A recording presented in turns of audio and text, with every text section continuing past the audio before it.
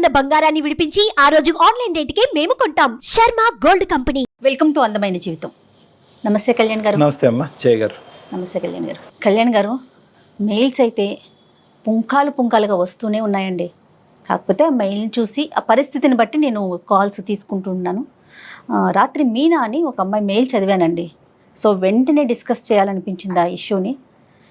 తన ఫీలింగ్ ఏంటంటే తన భర్త తన చేయి దాటిపోతున్నాడు, తనకు దక్కకుండా అయిపోతున్నాడు, అది కూడా ఒక కమ్యూనిటీలో జరుగుతున్న ఒక ఇష్యూ వల్ల అనేది తను చెప్తా ఉంది. కమ్యూనిటీలో ఎదురుగా ఉండే ఒక ఫ్లాట్లో నుంచి జరుగుతోంది ఇంకొక ఆవిడ వలన. తిని చెప్పేదాన్ని బట్టి ఆ మెయిల్ని బట్టి చూస్తా అంటే ఒకసారి మాట్లాడాలనిపించింది కళ్యాణ్ గారు. చాలా కామన్ సబ్జెక్ట్ అయిపోయిందమ్మా. అవునవునవును. అయితే అంతకన్నా ముందు ప్రేక్షకులకు ఒక మాట చెప్పాలనుకుంటున్నాము. మీకోసం మీతో మాట్లాడాలనుకునేవారు అడుగుతూ ఉన్నారు. వాళ్ళ నెంబర్ మనం ఇచ్చేస్తున్నాము, బట్ మళ్ళీ కూడా అడుగుతూ ఉన్నారు. ఒకసారి డాక్టర్ గారితో ఎవరు మాట్లాడాలనుకున్నా కూడా ఎపిసోడ్లోనే ఒక స్ట్రిప్ వస్తుంది, డాక్టర్ గారి నెంబర్ వస్తుంది. డెఫినెట్గా కాల్ చేయండి, అపాయింట్మెంట్ తీసుకోండి, మాట్లాడండి. అండ్ అట్లాగే సుమన్ టీవీ లైఫ్ని సబ్స్క్రైబ్ చేసుకోండి. రైట్, అమ్మాయికి ఫోన్ చేయనండి. తప్పకుండా. మీనా అండి. ఎక్కడమ్మాయో? హైదరాబాద్ అని మెయిల్లో చూశాను డాక్టర్ గారు. నేను చాలా క్లియర్గానే పెట్టిందండి మెయిల్. హలో మీనా అండి? అవునండి, నేను జయానండి, అందమైన జీవితం ప్రోగ్రామ్ నుంచి కాల్ చేస్తున్నాను. నమస్తే మేడం. నమస్తే మీనా, మాట్లాడొచ్చండి మీతో? మాట్లాడొచ్చు. ఎస్, నాతో పాటు డాక్టర్ కళ్యాణ్ చక్రవర్తి గారు కూడా ఉన్నారు. నమస్తే డాక్టర్ గారు. నమస్తే మీనా. మీ విషయం కొంచెం నేను బ్రీఫ్గా చెప్పాను, బట్ మీరు ఒక్కసారి ఎక్స్ప్లెయిన్ చేయండి మీనా. డాక్టర్ గారికి ఇస్తున్నాను. ఇవ్వండి మేడం. మీనా నమస్తే అమ్మా, చెప్పండి అమ్మా. నమస్తే డాక్టర్ గారు. నమస్తే అమ్మా. నమస్తే. ఎంతమ్మా మీ ఏజ్ ఎంత, ఎక్కడి నుంచి మాట్లాడుతున్నారు? నా ఏజ్ 35 అండి. మేము వైజాగ్ నుంచి మాట్లాడుతున్నాం. పెళ్ళయి 8 years అయింది. 8 సంవత్సరాల నుంచి ఎప్పుడు అనుమానం లేని నాకు ఒక 6 నెలల నుంచి నా భర్త మీద కొంచెం అనుమానం స్టార్ట్ అయింది. దాని గురించి నేను మీ అందమైన జీవితం ప్రోగ్రామ్ చూసి మెయిల్ చేశాను మేడం కి. చెప్పండి మీనా, అనుమానం రావటానికి గల అంటే ఏ ఇష్యూస్ ద్వారా మీకు అనుమానం వచ్చింది? ఎలాంటి అంశాలను చూసారు ఏంటి? ఒక 6 నెలల నుంచి నా ఎదురు ఒక అమ్మాయి వచ్చేసింది. ఆమె చాలా అందంగా ఉంటది అనమాట. ఓకే. ఆమెని చూస్తుంటే ఇంకేంటంటే ఆమెను చూడటము, ఆమె తిని చూడటము, ఇలా కొంచెం అనుమానం స్టార్ట్ అయింది నాకు. స్టార్ట్ అయినాక తను కిందకి వెళ్ళి పిల్లల్ని స్కూల్ కి తీసుకెళ్లటం, అక్కడ మళ్ళీ వాళ్ళిద్దరు కలిసి మాట్లాడుకోవటం, జస్ట్ మామూలుగా క్యాజువల్ గా తీసుకున్నా. తర్వాత అనుమానం అనేది ఎక్కువైపోయింది. అదొక క్లారిటీ అనేది నాకు కన్ఫ్యూజన్ చేసి, నాకు అసలు ఏంటి వీళ్ళిద్దరి మధ్య ఏం జరుగుతుంది అని అబ్జర్వ్ చేస్తూ ఉన్నాను అనమాట. ఓకే. అబ్జర్వ్ చేయటము, వీళ్ళు కిందకెళ్ళి నవ్వుకోవటం, మాట్లాడటం, పిల్లల్ని బస్ ఎక్కించినాక మళ్ళీ కిందే టైం స్పెండ్ చేయటం, ఇలా జరుగుతూ ఉంది మేడం. ఓకే. అసలు నేను ఒక క్లారిటీకి రాలేకపోయాను. పిల్లలండి? పిల్లలు ఒక బాబు నాకు. ఓకే. క్యాజువల్ గా మాట్లాడుకోవటం అంటే ఇప్పుడు పిల్లల్ని ఎక్కించేసాక ఎంతసేపు మాట్లాడుకుంటాం? ఒక 2 నిమిషాలు, 3 నిమిషాలు, 5 నిమిషాలు లేదా 10 నిమిషాలు ఒక రోజు? అది ఎవరైనా మేడం మాట్లాడుకుంటారు. ఓకే, హాయ్ అండి, బాగున్నారని ఎవరైనా అడుగుతారు, కాదనట్లేదు. రెగ్యులర్ గా జరుగుతా ఉంది. రెగ్యులర్ గా వీళ్ళు బస్ ఎక్కించడానికి వెళ్తారు. వెళ్ళి ఇద్దరు అపార్ట్మెంట్ అందరూ ఎటు వాళ్ళు అటు వెళ్ళిపోయినా కూడా వీళ్ళిద్దరు నుంచొని మాట్లాడటం, నవ్వుకోవటం, పైకి కలిసి రావటం, ఇది చూస్తున్నాను మేడం. నేను పైన బాల్కనీలో ఉండి చూస్తూ అబ్జర్వ్ చేస్తున్నాను. మీనా అమ్మాయి వయసు ఎంత ఉంటుంది? అమ్మాయి వయసు ఒక 36, 37 ఉంటుంది. ఆవిడ భర్త గారమ్మా? ఆమె భర్త వచ్చి అమెరికాలో ఉంటాడు. ఇది వచ్చి ఇక్కడ నుంచొని అపార్ట్మెంట్ లో ఉన్న వాళ్ళు ఎవరు దొరుకుతాడా ఏంటా అని చూసి నా భర్తే దొరికాడు దానికి. అయ్యా అయ్యో. ఆమెకి పిల్లలు ఉన్నారండి? పిల్లలు ఒక బాబు ఉన్నాడమ్మా. ఓకే. మీరు అంటే ఒకే అపార్ట్మెంట్స్ కదా, మాట్లాడుకోవటం, మీరు ఆవిడతో మాట్లాడటం కానీ ఇరుగు పొరుగు కదా, అట్లా ఏమన్నా ఉందా? ఏం లేదండి, నేను కనిపిస్తే హాయ్ బాయ్ అనుకుంటాం అంతే. ఇంత క్లోజ్ గా గానీ నా హస్బెండ్ తో ఉన్నంత క్లోజ్ నాతో ఉండదు. ఆయన అక్కడుండి సంపాదిస్తూ మరి దేన్ని పెళ్లి చేసుకొని ఆయన ఎక్కడ కులుగుతున్నాడో, ఇదైతే నా మొగుడుతో కులగటం మొదలు పెట్టేసి. సరేలే అమ్మ, అంత పెద్ద కంక్లూజన్స్ కొద్దిలే తల్లి మీనా. అమ్మా అసలు నా బాధ నేను ఎవరికి చెప్పుకోవాలో కూడా తెలియట్లేదు. ఇంట్లో నా ఫ్యామిలీని చూసుకోవాలి, నా అత్త మామని చూసుకోవాలి, అక్కడ నా భర్తను చూసుకోవాలి, ఎవరిని చూసుకోవాలో నాకు అసలు పిచ్చి పట్టిపోతుంది డాక్టర్ గారు. మీ అత్తయ్య మావయ్య కూడా మీతోనే ఉంటారా మీనా? అవును డాక్టర్ గారు. ఇది కాకుండా ఏంటమ్మా, ఓకే బస్సుకు వరకు వెళ్ళి తిరిగి వచ్చేది ఒక్కటేనా, దాన్ని బట్టే నేను మీరు కులుకుతున్నారు అనే పెద్ద మాట వాడుతున్నారు, ఇంకేమన్నా చూసారా? లేదు డాక్టర్ గారు, నేను చూశాను. తిరుపతి నేను క్యాంప్ కి వెళ్తున్నాను అన్నారు. ఈయన వెళ్ళిన ఒక 1 hour కి ఆమె డోర్ లాకేస్తుంది. ఆవిడ క్లారిటీ ఇంకేంటంటే వాళ్ళు వెళ్ళిపోయారు తిరుపతి, వాళ్ళ బాబు ఆమె. మళ్ళీ మరుసటి రోజు వచ్చేసరికి 2 days తర్వాత ఈయన ముందు వచ్చారు. తర్వాత ఆమె డోర్ ఓపెన్ ఉంది. అంటే తిరుపతి అంటే మీనా ఎవరైనా వెళ్ళొచ్చు, ఎప్పుడైనా వెళ్ళొచ్చు కదా. వెళ్ళొచ్చు మేడం, ఆమె ముందన్నా వెళ్ళొచ్చు, తర్వాత అయినా వెళ్ళొచ్చు. ఈయన వెళ్ళిన టైంలోనే ఎందుకు వెళ్ళాలి? కాదు మీనా, కోఇన్సిడెంట్ అనుకోవటానికి లేదంటారా? కోఇన్సిడెంట్ ఏముంది మేడం, ఈయన వెళ్ళిన టైంలో వెళ్ళారు, వచ్చారు. ఆమె కొడుక్కి గుండు ఉంది. తిరుపతి వెళ్ళి వచ్చినట్టు ఒక క్లారిటీ ఉంది కదా మేడం నాకు. ఇంకా నేను ఏం అడగాలి? ఏం అసలు అడిగితే మేమేం అడగాలి? అదే కదా, ఇప్పుడు మేమేం అడగాలి అన్నది మాకు అనిపిస్తుంది. ఇంకేమన్నా అబ్జర్వ్ చేశారా మీరు? అంటే ఐ మీన్ మేడం, ఇప్పుడు నేను నిన్న నైట్ పడుకున్నాము. 3 గంటలకి నా బెడ్ మీద లేడు. చిన్న బాబు గాని కింద పడితే ఎలా వెతుక్కుంటాము, అయ్యో బాబు కింద పడిపోతాడని. నా భర్త ఎక్కడికి వెళ్ళాడని నేను ఇల్లంతా తిరిగాను. బాల్కనీ చూసాను, వాష్రూమ్ చూసాను, ఎక్కడ లేరు. ఇప్పుడు ఎక్కడికి వెళ్ళారు అని నేను అడగలేను తన్ని డైరెక్ట్. అదేంటమ్మా, ఎందుకు రాత్రి నిద్రలోంచి లేసానండి, మీరు పక్కన లేరు, బాబు దొల్లిపోతాడు అన్నది కూడా మీరు చూసుకోలేదు, ఎక్కడున్నారని ఒక మాట అడిగితే తప్పే ఉంది. తన మీద అనుమానం స్టార్ట్ అయిపోయినాక నేనేమన్నా అడిగితే ఇంకా నా మీద ఎక్కడ గొడవ పడేసి ఎక్కడ అల్లరి చేసుకొని మన పరువు ఎక్కడ పోయిద్దో, అత్తయ్య మామయ్య వాళ్ళు ఎక్కడ బాధపడతారో, నాకు పిచ్చి పడుతుంది డాక్టర్ గారు. అసలు పట్టట్లేదు. అవునమ్మా తల్లి, నీ ప్రాబ్లం నాకు అర్థం అవుతుంది, కానీ ఒక క్లారిటీ తెచ్చుకోకుండా నీ ఆరోగ్యం పాడవుతుంది, నీకు తల తిరుగుతుంది, తల బరువు అవుతుంది, నీకు పిచ్చి పట్టినట్టు అవుతుందని నువ్వు అంటున్నావు. ఇప్పుడు అనుమానం అనేటటువంటి క్లారిటీ నేను తన్ని డైరెక్ట్ అడగలేకపోతున్నాను డాక్టర్ గారు, అందుకే నేను మీ వరకు వచ్చాను. అడగటం వేరు, గొడవ పెట్టుకోవటం వేరు. చాలా మంది ఏమనుకుంటారు అంటే కనుక, అరే బహుశా నేను అడిగితే కనుక అతను ఇంకా అవమానం ఫీల్ అయ్యి నా మీద ఏమైనా తెచ్చుకుని గొడవలు. అలా కదా, ప్రతి చోట ఏంటంటే సైకలాజికల్ మైండెడ్నెస్ అని అంటూ ఉంటాం. ఆడవాళ్ళందరికీ చెప్పేది ఏంటంటే మైండెడ్నెస్ అంటే ఇది ఖచ్చితంగా నిజం అనే ఉద్దేశంతో మీరు అడిగితే ఖచ్చితంగా అక్కడ గొడవ అవుతుంది. కాదు ఇలా జరిగి ఉండొచ్చేమో, నా భర్త ఇలా తప్పు చేసి ఉండడు, నా కళ్ళే తప్పు చూస్తున్నాయి అనేటటువంటి ఆలోచనతో అడిగితే కనుక అడిగేటటువంటి విధానం, పద్ధతి, శైలి కూడా డిఫరెంట్గా ఉంటుంది. మీ భర్త గురించి అందరికంటే వాళ్ళ తల్లిదండ్రుల తర్వాత బాగా ఎరిగినటువంటి వ్యక్తి ఎవరన్నా ఉన్నారు అంటే కనుక మీ మనసే. అవును కదా, 8 years ప్రయాణంలో ఇంతకు ముందు ఎప్పుడనే మీ భర్త గురించి ఇటువంటి సంఘటనలు, సందర్భాలు జరిగినాయా? జరగలేదు. ఎప్పుడు అనుమానం పడేటటువంటి భార్య స్థానంలో మీరు ఉన్నారా? కాదు. మరి అలాంటప్పుడు ఈ ఒక్కసారి మీకు ఇలా అనిపించిందండి, నా కళ్ళు తప్పు చూసినాయా, నా చెవులు తప్పు విన్నాయా అనేటటువంటిది మీరు తప్పుగా ఆలోచించారు అనే విధంగా అడిగితే కనుక ఏ గొడవ ఉండదు. అంటే మీరు చేయలేకపోతున్నారు, మాకు ఫోన్ చేశారు, అది వేరే విషయం. మీ తరపున మేము మీతో మాట్లాడటానికి రెడీగానే ఉన్నాం. కానీ సహజంగా ఎవరైనా ఆడవాళ్ళు ఉంటే కనుక ప్రతి సందర్భంలో సుమన్ టీవీ లాంటి ఒక ప్లాట్ఫామ్ దొరుకుతుంది, వాళ్ళ ద్వారా అడిగిద్దాము, వాళ్ళ ద్వారా తెలుసుకుందాం అనేది కాకుండానే అడిగేటటువంటి శైలి, విధానం ప్రేమపూరితంతో నిండి ఉంటే కనుక అది తప్పుగా భావించే అవకాశం లేదు అని నా భావం. అది ఈ మధ్య ఏమన్నా అడిగితే విసుకుంటున్నాడు, ప్రతి చిన్న విషయానికి చిరాకు పడుతున్నాడు, నాకు పిచ్చి పడుతుంది, ఏడుపు వస్తుంది, ఏం చేయాలో తెలియట్లేదు. ఒకటైతే నిజం కదా తల్లి, అంటే ఖచ్చితంగా ఒక ట్రాన్సిషన్, ఒక చేంజ్ అయితే మీ భర్తలో మీకు కనిపించింది, వచ్చింది, ఖచ్చితంగా వచ్చింది. నాకైతే ఒక తనని అడగాలని ఉంది డాక్టర్ గారు, నా తల బద్దలైపోతుంది అసలు. నాకు అసలు తనని అడిగితే ఎక్కడ ఇష్యూస్ అయ్యి ఎక్కడ గొడవలు అవుతాయో, నేను ఇంత ప్రేమించాను తిన్ని. బహుశా ఇది అబద్ధమే అవ్వాలని మేము అందరం కోరుకుంటున్నాం. మీ అత్తమామలకి ఏమైనా తెలుసమ్మా? తెలీదు డాక్టర్, నేను ఎవరికి చెప్పలేదు. మన ఇంట్లో లేకుండా, బాల్కనీలో లేకుండా, నువ్వు కిచెన్ లో లేకుండా ఎక్కడికి వెళ్ళావు అని ఒక్క మాట అడగలేక నాలో నేను సతమతం అయిపోయి నాకు అసలు ఎవరికి చెప్పాలో తెలియట్లేదు. నేను ఎంత బాధపడుతున్నానంటే డాక్టర్ గారు, నాకు ఏ పని చేయాలనిపించట్లేదు. ఇప్పుడు నువ్వు ఓకే కదమ్మా, అంటే మా ద్వారా నువ్వు క్లారిటీ తీసుకోవటం అనేది రేపొద్దున మీ ఇద్దరి మధ్య, అంటే మేము యూజువల్గా చాలా సెన్సిటివ్గా మాట్లాడతాం ఇలాంటి ఇష్యూస్, నాకు ఉండేటటువంటి ఎక్స్పీరియన్స్తో కొద్దిగా బ్యాలెన్స్డ్గానే మాట్లాడతాం. బట్ యు ఆర్ 110% కాన్ఫిడెంట్ కదమ్మా మేము ఈ ప్లాట్ఫామ్ ఆ విధంగా వాడుకోవచ్చని? వాడుకోవచ్చు డాక్టర్ గారు. ఓకే. తర్వాత ఇంకో లాస్ట్ క్వశ్చన్ అమ్మా, ఇది కొద్దిగా sensitive and private issue.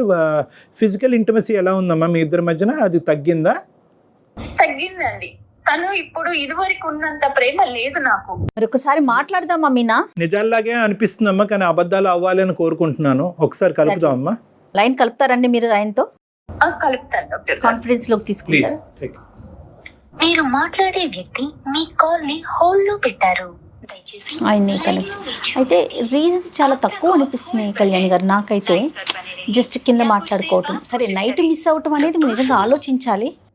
Hello hello ఏమండి, చెప్పు. ఆఫీస్ లో ఉన్నారా? చెప్పు. నేను మిమ్మల్ని ఒకటి అడగాలనుకుంటున్నానండి. అదేదో ఇంటికి వచ్చాక అడగచ్చుగా. ఆఫీస్ లో ఉన్నారు, ఫ్రీగానే ఉన్నారని ఈ టైంలో కాల్ చేస్తాను మీకు. నేను ఏం అడగాలి? మీరు రాత్రి ఎక్కడికి వెళ్ళారు? రాత్రి 3 గంటలకి నా పక్కన లేరు. టీ తాగడానికి వెళ్ళా. ఆ టైంలో టీ తాగడానికి వెళ్ళటం ఏంటండి? చిన్న చిన్న ప్రెజర్స్ ఉండి నిద్ర పట్టక టీ తాగి వచ్చి పడుకుందాం అని చెప్పి. నన్ను లేపితే నేను పెట్టిస్తాను కదా మీకు టీ. అరే అలా కాదమ్మా, నువ్వు రోజంతా పని చేసి అలిసిపోయి ఉంటున్నావు, మళ్ళీ నీకు రాత్రి లేపి టీ పెట్టమని అనడం లేదు. నేను ఇంట్లో టీ పెట్టుకుంటే మళ్ళీ నీకేదైనా డిస్టర్బెన్స్ అవి నీ నిద్ర పోవద్దని చెప్పలేదు తను. అమ్మ అమ్మ అమ్మ అంటుంటే నన్ను ఎత్తుని కూర్చోబెట్టుకొని నన్ను కాలి కింద వేసి తొక్కారండి మీరు. అమ్మ మీనా, నువ్వు ఫస్ట్ ఇలాగా ఒకటి మీనా అమ్మ, ఈరోజు అమ్మ సారీ అండి మీనా గారు భర్త గారు, మీ పేరు? హలో మీనా గారు, మీరు ఒక మాట చెప్పాలి కదా ఆయనకి, మేము లైన్ లో ఉన్నామనేసి ఒక మాట చెప్పండి మీ హస్బెండ్ తోను. నేను మిమ్మల్ని డైరెక్ట్ ఏమీ అడగలేక నేను డాక్టర్ ద్వారా వెళ్ళాను ఇప్పుడు అడగటానికి. చెప్పాలి కదా తల్లి నువ్వు. డైరెక్ట్ వెళ్దాం అంటే మన సంసారాన్ని అందరికీ తెలిసేలా చేస్తావా? అయ్యో అలా భావించొద్దండి. మేడం వింటున్నారా ఎలా మాట్లాడారు? అది కాదు కదమ్మా మీనా. మీనా ఇది చాలా సెన్సిటివ్ ఇష్యూ మీనా. మనం మన తరపున అతన్ని సర్ప్రైజ్ చేసాం ఇక్కడ, కాబట్టి ఫస్ట్ మా తరపున ఆవిడ తరపున మా అపాలజీస్ అండి. అంటే ఆవిడ చాలా బాగా స్ట్రెస్లో ఉంది, ఆవిడ ఏం చేస్తున్నారో కూడా ఆవిడకి తెలియట్లేదు. చాలా రోజులు బట్టి ఒక చేదు అనుభవాల్ని కొన్ని ఆవిడ దిగమింగుకుంటుంది, అడగలేక కక్కలేక సతమతం అవుతుంది. మా హెల్ప్ తీసుకుని మా ద్వారా ఆవిడ మనసులో ఉండేటటువంటి 2-3 ప్రశ్నలు మిమ్మల్ని అడగాలి అని అనుకుంది. సరే, ఆమె ప్రాబ్లం ఏంటో అడగండి డాక్టర్ గారు, మీ ద్వారానే క్లారిఫై చేయండి. అడగనియండి, ఆవిడని అడగనియండి, మేము బ్యాక్గ్రౌండ్ లో ఉంటాం, ఆవిడని అడగనియండి. ఏమండి, రాత్రి మీరు 3 గంటలప్పుడు ఎక్కడికి వెళ్ళారు? నేను టీ తాగడానికి వెళ్ళా. టీ తాగడానికి బయటికి ఎందుకు వెళ్ళాలి? నేను ఉన్నా కదా పక్కన, నన్ను లేపితే నేను పెట్టిస్తాను కదా మీకు. నేను ఇంతకు ముందు చెప్పా, మళ్ళీ చెప్తున్నానమ్మా, నిన్ను రాత్రి అంతా నాకు నిద్ర లేదు, నాకు టీ తాగితే నిద్ర వస్తుంది అనిపించింది. కాకపోతే నువ్వు డే అంతా పని చేసి ఉంటావు, మళ్ళీ నిన్ను నిద్ర లేకపోవడం ఎందుకు? ఒకవేళ నేను పెట్టుకున్నా సరే నీకు ఏదైనా డిస్టర్బెన్స్ వస్తుందని బయటికి వెళ్ళి తాగొచ్చా. అంటే ఎదురించి 204 కి టీ తాగడానికి వెళ్ళారా మీరు? 204 ఏంటి? నాకు అన్ని తెలుసండి. 204 కి ఎందుకు వెళ్తున్నారో తెలుసు. 204 సిక్కులాడుంది, ఆ తక్కులాడుంది, దాంతో మీరు మాట్లాడటం చూశాను. కింద మీరిద్దరు ఇటకలు పక్కపక్కలు చూశాను.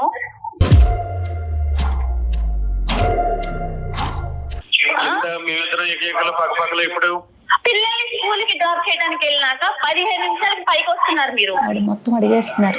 చెప్పండి సార్. సార్, మా బాబుని నేను బస్ ఎక్కించడానికి తీసుకెళ్తాను సార్. అవునండి, తప్పలేదు. అట్ ద సేమ్ టైం ఎవరో వస్తారు వాళ్ళ పిల్లల్ని ఎక్కించడానికి, వాళ్ళకి నాకు సంబంధం అంటే ఎలా డాక్టర్? డాక్టర్ గారు, ఇప్పుడు అందరూ చాలా మంది వెళ్తారు, ఎటు వాళ్ళకి పిల్లల్ని తీసుకొని బస్ ఎక్కిచ్చేసి వెళ్ళిపోతారు, వీళ్ళిద్దరే ఉంటారండి డాక్టర్ గారి కింద. అరే, ఒక కమ్యూనిటీలో ఉండేవాళ్ళు హాయ్ బాయ్ కామన్ గా మాట్లాడుకుంటారు. అవునండి, కమ్యూనిటీలో ఉంటే చాలా మంది మగవాళ్ళు ఉంటారు కదా, ఆవిడతోటే ఎందుకు మాట్లాడాలి మీరు? అతని భావాన్ని చెప్పనివ్వండి, నెంబర్ 1. నెంబర్ 2 ఏంటంటే, మీకు మోస్ట్గా అంటే చాలా క్లోజ్గా ఈ పరిస్థితిని నేను చూడటం వల్ల వాళ్ళిద్దరి మధ్యన సంబంధం ఉంది అనేటటువంటి ఇష్యూ మీ మనసులో ఏదైనా ఉంటే మీ నగర్ అది స్ట్రైట్ ఫార్వర్డ్గా అడగండి. ఇలాంటిదే కాదు డాక్టర్ గారు, ఈయన తిరుపతి వెళ్తున్నాను క్యాంప్ అని చెప్పినప్పుడు ఈయన వెళ్ళిన గంట కల్లా ఆవిడ వెళ్ళారు. నువ్వు చూసావా? నేను చూసాను, ఎదురింటి లాక్ ఉంది, ఫస్ట్ లాక్ తీసుంది, తర్వాత లాక్ వేసింది. అరే ఎవరింటికి తలుపేసుకున్నా నన్నే అనుమానిస్తారా? నాకు అర్థం కాదు. అనుమానించడం కాదండి, మిమ్మల్ని మళ్ళీ 2 days బ్యాక్ తర్వాత వచ్చాక మీరు వచ్చిన 1 hour కి ఆవిడ వచ్చారు. అంటే నేను వచ్చిన 1 hour కి వస్తే మళ్ళీ ఆవిడతో పాటు అవునండి, వాళ్ళ బాబుకి గుండుంది, వాళ్ళు కూడా తిరుపతి వచ్చారని క్లారిటీ ఉంది నాకు. అయ్యో డాక్టర్ గారు క్లారిటీ ఉంది నాకు, వాళ్ళు తిరుపతి వెళ్ళారు అనని. మమ్మల్ని తీసుకెళ్ళమంటే వెళ్ళలేదు, భార్య భర్తలాగా వెళ్ళి వాళ్ళ బాబుని వేసుకొని తిరుపతి వెళ్ళొచ్చారు. డాక్టర్ గారు, నేను వెళ్ళింది తిరుపతి వెళ్ళిన మాట వాస్తవం. నేను ఆఫీస్ పని మీద వెళ్ళా అంతే తప్ప ఆమె నేను తిరుపతి తీసుకెళ్ళడం ఏంటి డాక్టర్ గారు? ఆవిడ ఉద్దేశంలో ఏంటంటే ఓన్లీ టూ థింగ్స్. ఇప్పటి వరకు మా భర్త మీద నాకు 210% గ్యారంటీ ఉందండి, నమ్మకం ఉందండి. ఇంత అభిమానంగా, ఇంత ఆప్యాయతగా, కుటుంబం, ఆఫీస్ తప్ప ఇంకో ప్రపంచం తెలియనటువంటి భర్తతో నేను ఎంతో అదృష్టవంతురాలనండి. కానీ ఈ డౌట్ ఏదైతే ఉందో, అంటే దీన్ని కూడా మనం ఎప్రిషియేట్ చేయాలి. ఈ డౌట్ అనేటటువంటిది ఒక అనుమానమైనటువంటి భార్య జీవితాంతం 8 సంవత్సరాలు బట్టి నన్ను అనుమానంతో చంపేస్తుంది అనేటటువంటి భార్య దగ్గర నుంచి రావట్లేదండి. నాకు పిచ్చి పడుతుంది డాక్టర్ గారు, ఇంత ప్రేమగా. సరే ఉండమ్మా, డాక్టర్ గారు మాట్లాడుతున్నారు కదా. రమేష్ గారు, ఇక్కడ ఏంటంటే ఇప్పటి వరకు జరిగినటువంటి సంఘటన, ఇప్పటి వరకు చూడనటువంటి పరిస్థితులు ఆవిడ చూసింది కాబట్టి ఆవిడ జీర్ణించుకోలేకపోతుంది. అనుక్షణం మీరు ఎక్కడుంటారు, ఏమవుతున్నారు, పక్కలో పడుకున్నారా లేదా, ఇదే ఇన్వెస్టిగేటివ్ డిపార్ట్మెంట్లోకి ఆవిడ కంప్లీట్గా వెళ్ళిపోయింది. ఆవిడ పరిస్థితి బాగాలేదు కాబట్టి ఇప్పుడు ఆవిడకి కావాల్సింది ఏంటంటే ఒక ఆనెస్ట్ అండ్ సిన్సియర్ రెస్పాన్స్. ఏమన్నా తప్పు జరిగిందా, ఆవిడతో మీకు తప్పు జరిగిందా, జరగలేదు అంటే కనుక అదే నమ్ముతాం, జరిగింది అంటే కనుక అదే నమ్ముతాం. కాదు రమేష్ గారు, 8 సంవత్సరాల నుంచి మీలో ప్రేమను మాత్రమే చూసింది ఆవిడ. గత కొన్ని రోజుల నుంచి అనుమానించాల్సిన విషయాలన్నీ బయటపడుతున్నాయని చెప్తున్నారు. ట్రాన్సిషన్ మేడం, అసలు నన్ను ఒక్క మాట అంటే చిరాకు పడుతున్నాడు.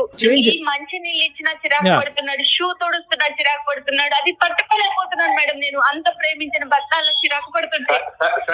సార్ డాక్టర్ గారు, రమేష్ చెప్పండి. ఒక మాట నేను చెప్తానంటే, ఇంటికి వెళ్ళేటప్పటికి ఎప్పుడు చూసినా జిడ్డు గారే మొహం, ఏ విధమైన అట్రాక్షన్ ఉండదు. ఈ పని చేస్తాం, ఆ పని చేస్తా, లేకపోతే ఇన్స్టాగ్రామ్ చూస్తా, లేకపోతే వాట్సాప్ చూసుకుంటా. వీళ్ళు వాళ్ళ తప్ప నన్ను పట్టించుకున్న వాళ్ళు ఎవరో లేరు సార్. మనం రోడ్డు మీద మనల్ని ఇంట్లో పట్టించుకున్నప్పుడు బయట కొంతమంది కొన్ని విధాలుగా అట్రాక్ట్ చేస్తూ ఉంటారు. అట్రాక్ట్ చేసేటప్పుడు మనం మగవాళ్ళం కాబట్టి అట్రాక్ట్ అవుతూ ఉంటాం. అవ్వకుండా చూసుకోవాల్సిన బాధ్యత ఇంట్లో భార్యదే కదా సార్.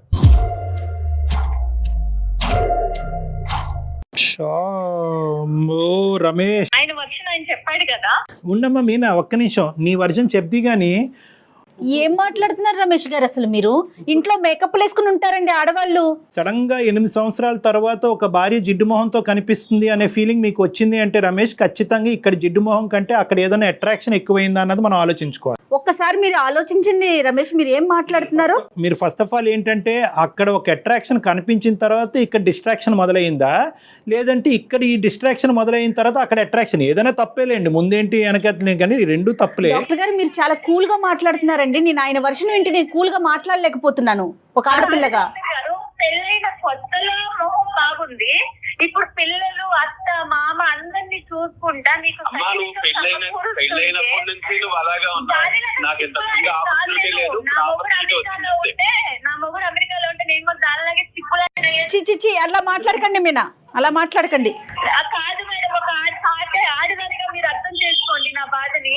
నా భర్త ఇంకొక అమ్మాయి చూస్తున్నాడంటే నేను ఓర్చుకోగలుగుతానా? ఒకసారి అతని మనసులో ఉన్న భావాన్ని అంతా కూడా. రమేష్, ఇంకా ఏమన్నా ఉందా రమేష్? ఇంకా అంటే మీ భార్య గురించి 8 సంవత్సరాల పాటు మీరు బయటకు చెప్పలేనటువంటి అంశాలు ఇంకేమైనా ఉన్నాయా? ఏమీ లేదు సార్. ఇంటికి వచ్చేటప్పటికి ఆ జిడ్డు మారే మొహం కాకుండా. దయచేసి ఆ మాట అనకండి రమేష్, ప్లీజ్. Sorry madam. మా సారీ ఎందుకండి బాబు? అవునండి, మొహం జిడ్డుదారుతానే ఉంటది. ఇప్పుడు ఎందుకు వచ్చింది మీకు? మీ మాటలని తప్పు రమేష్. తప్పు చేశారా? తప్పు జరిగిందా? మీనా, సారీ అమ్మా, అది అయితే జరిగింది డాక్టర్ గారు. చూడండి డాక్టర్ గారు ఎలా చెప్పుకొని ఒప్పుకున్నాడు. నాది క్లారిటీ అదే చెప్తున్నాను మీకు.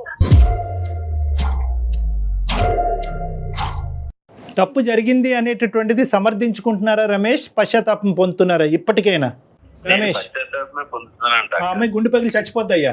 ఆ అమ్మాయిని ఒక పనికిరాని వస్తువులాగా ఇన్ని రోజులు ఆ అమ్మాయిని ఒక టిష్యూ పేపర్ లాగా వాడుకుని ఇప్పుడు సడన్గా టిష్యూ పేపర్కి జిడ్డు పట్టింది కాబట్టి పక్కన పడేస్తున్నాను అనేటటువంటి మాట మాట్లాడుతూ నీకంటే బయట వేరే అట్రాక్షన్ దొరికింది కాబట్టి ఆ అమ్మాయితో నేను కులుకుతున్నాను. సారీ, నేను ఈ మాటలు ఎప్పుడు వాడలేదు. కానీ ఈ విధమైనటువంటి ఆ అంశాన్ని సుమన్ టీవీ ద్వారా మేము ఈ బ్రేకింగ్ న్యూస్ ఆ అమ్మాయికి అందించడం అనేది మేము చాలా బాధపడుతున్నాం. రమేష్ గారు వేరే రకంగా భావించొద్దు, అసహ్యంగా అనిపిస్తోందండి వినటానికే. డాక్టర్ గారు నేను ఒక్కటే అడుగుతా డాక్టర్ గారు, తను ఇంకా ఫైనల్ గా ఒక్కటే అడగాలనుకుంటున్నాను. చెప్పు నాన్న. చెప్పు. ఏ రోజన్నా నేను మీకు ఏ విషయంలో అయినా తక్కువ చేశానా? లేదు. మరి ఎందుకు జిడ్డు మొహం వచ్చింది? ఈ 8 years లో మీకోసమే కదండి నేను. ఒకటి రమేష్ ఇది చాలా ఇరిటేటింగ్గా ఉంది. ఏమండి మీ భార్యని ఏమండి మీ ఇన్ షర్ట్ బాగా చేసుకోండి, చొక్కా ఇస్త్రీ చేసుకోండి అని చెప్పేటటువంటి ధైర్యం ఆవిడకున్నప్పుడు నువ్వు నీట్గా తయారవు అని అడగటాన్ని అనే హక్కు మీకు లేదా? ఏకంగా అక్రమ సంబంధాలు పెట్టేసుకోవటమేనండి జిడ్డు మొహాలు కనిపిస్తున్నాయి కాబట్టి?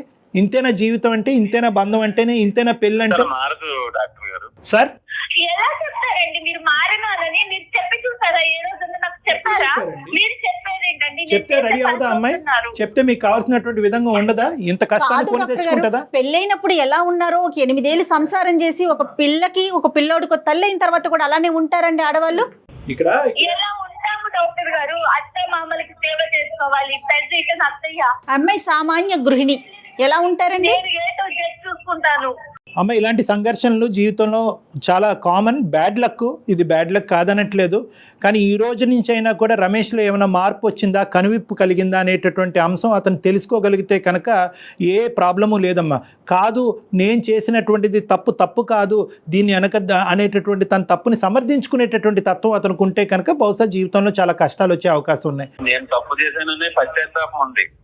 రైట్. మరి జిడ్డు మొహం ఇవి నీట్గా తయారవలేదు, ఇవన్నీ ఎందుకు వచ్చినాయండి?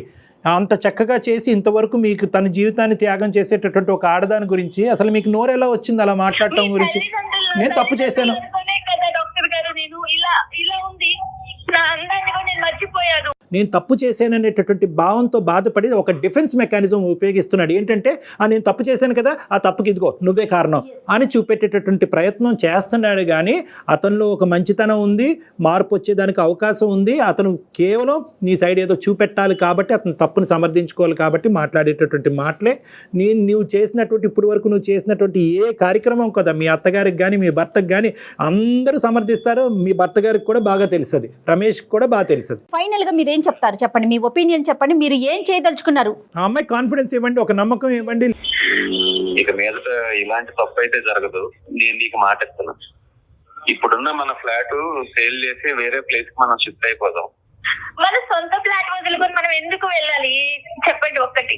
నో రమేష్, ఇక్కడ ఏంటంటే ఒకటి నిజంగా ఫ్లాట్ మారేటటువంటి అవకాశం ఉంటే కనుక ఖచ్చితంగా that is a good solution for the problem. తను ఏం చెప్పాలనుకుంటున్నారు నాకు తన నోటి వెంట వినాలని నేను మీకు ఫోన్ చేశాను. అదే చెప్పారు మీనా, రమేష్ గారు అదే చెప్తున్నారు. మీనా రమేష్ గారు నాకంటే మించినటువంటి సొల్యూషన్ చెప్పారు. అంటే ఎవరు చెప్పరు, సొంత ఫ్లాట్ అమ్మేసుకుని వేరే దానికి వెళ్ళిపోదాం అని అన్నారు. డాక్టర్ గారు నేను తన్నేదో బాధ పెట్టాలని నేను అడగాలని కాదు. నాకు ఒక క్లారిటీ, నా మనసు తను నేను ఎంత ఇష్టపడుతున్నానో నాకు తెలుసు, తనకి తెలుసు. అది అర్థమవుతోంది మీనా, అర్థమవుతోంది. కానీ అతను ఇప్పుడు ఇచ్చినటువంటి ప్రామిసెస్ లో ఒక సిన్సియారిటీ కనిపిస్తుంది. తప్పు ఒప్పుకున్నాడు, అతను సిన్సియర్గా అతను అపాలజీ అడిగాడు కాబట్టి క్షమించేటటువంటి ధోరణిలోకి నువ్వు రావాలి.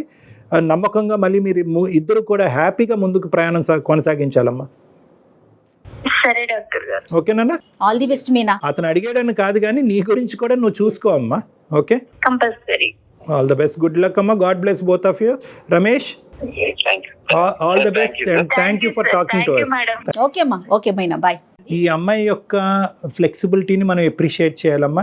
అట్ ద సేమ్ టైం తప్పు చేసినటువంటి రమేష్ని ఒప్పుకోవటాన్ని కూడా మనం అప్రిషియేట్ చేయాలి. తప్పు చేశాడు, తప్పు చేసినటువంటి వ్యక్తిని ఇంకా ఖండించి తిట్టి పుండి మీద కారం జల్లకుండా అతను లోపల గిల్టీ ఫీల్ అవుతున్నాడు. గిల్టీ ఫీలింగ్ వల్లే బయటకు ఆ మాటలు చెప్తున్నాడు. అతని మనస్సాక్షి కూడా తెలుసు భార్య ఎంత సాక్రిఫైస్ చేస్తుందని. కానీ సమాజానికి ఒక పిక్చర్ ఇస్తే కనుక అతను తప్పును సమర్థించుకోవచ్చు అనే డిఫెన్స్ మెకానిజం ద్వారా అతను బ్లైండ్ గా ముందుకెళ్తున్నాడు. ఏదైనా రియలైజ్ అయ్యాడు. అది చాలా సంతోషం అనిపిస్తోంది ఫస్ట్ టైం అయితే. ఉందమ్మా. Thank you so much Kalyan గారు. నమస్తే.